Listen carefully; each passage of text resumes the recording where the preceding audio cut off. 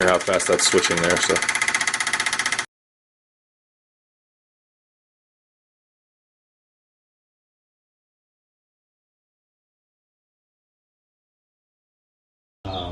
Made it out of plywood, nuts and bolts. I've got magnets that I've used. Boom, yeah. This right here, teeny tiny, quarter inch diameter, half-inch length, neodymium magnets. There's about 7 to 8 pounds of pressure on these little suckers. So I just loaded up the wheels. Every 10 degrees, 36 magnets in each wheel, 36 magnets in each stator. And slap 3 of them together, offset them. I don't know what degrees I offset them. I just staggered them so that they were staggered evenly. And it kind of works. It doesn't work by itself. Obviously, it's sitting here lined up and it's not spinning, but it helps. It'll assist. It doesn't take hardly anything. Once it's moving like this, it doesn't take hardly any pressure to keep it spinning. Now, well, what good is this? Obviously, I don't know. It's not gonna create energy and power by itself if it won't spin by itself. But I don't need it to spin by itself. I just need it to assist, let's say, a smaller motor that can then, therefore, turn a larger generator head. So we're making it over a unity device and not necessarily a totally free energy device, but yet it's still free energy because it's over unity and you're making more than you're making more energy than you're using. So I'm going to show you what I've done. Is I've attached a teeny tiny little fan motor that I had right there. I think that thing pulls like 65 watts. Okay, it's a little fan motor. Took it off the fan, slapped it on the end of my axle, and I'm going to show you what kind of results I can get out of this thing with just that. Let me set this back down.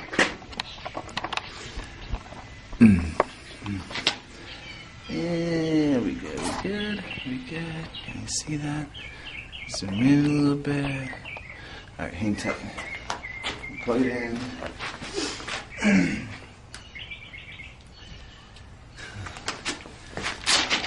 Got to get it going by hand because obviously there's not enough torque in that tiny fan to get this thing going by itself. So, get it spinning a little bit. Flip it on. Give it another little helper outer. All right, I want you see that thing's moving pretty good. I'm going to be quiet for a second and listen. You can hear it speeding up.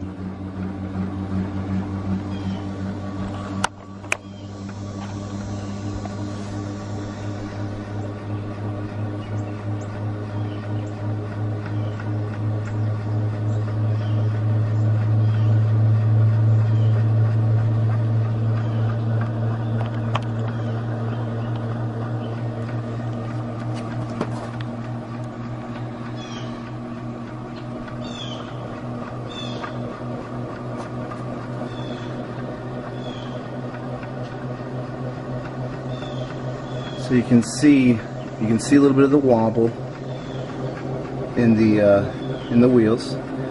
Like I said, we're not talking about precision equipment here, folks. We're talking about plywood, a couple of nuts and bolts. I'll show you what I did it all right here with this little pile of tools. Table saw, okay, drill,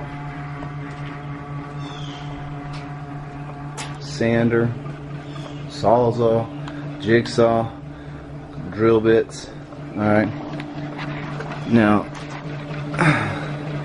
my rotors and my stators, they don't line up perfectly. My reveal, the gap between the two, is huge. Let's not go in focus here. I mean, I've got a 1/2 inch there, you know? Like, that could be so much closer. if it was more, you know, if it was more precise. But I've got to leave room to compensate for that, you know, for the wobble in the rotors. But so many more things that I learned along the way that I'm going to change on the next one. That's going to allow me to get this much more precise and accurate, and get more efficiency out of it. But you see that little tiny fan motor has this setup moving. Now I was trying to count the best I could. Probably getting about 6 to 7 rotations every second, which means 360, 420 RPM, something around there, with just that teeny tiny motor on there. Okay. So what I've done is I've ordered a 3/4 horsepower electric motor. It draws 900 watts. It spins at 3600 RPM, which is the RPM needed to get maximum wattage out of your generator head. I've got my generator head right there, 5500 watt generator head. And I'm gonna hook those two up and draw 900, produce 5500, and pump the other 4600 watts back into my house, and hopefully drastically decrease or totally eliminate my electric bill. And once I get it working, I'm going to try to start building these and selling these until the man comes and shuts me down. So you've seen it.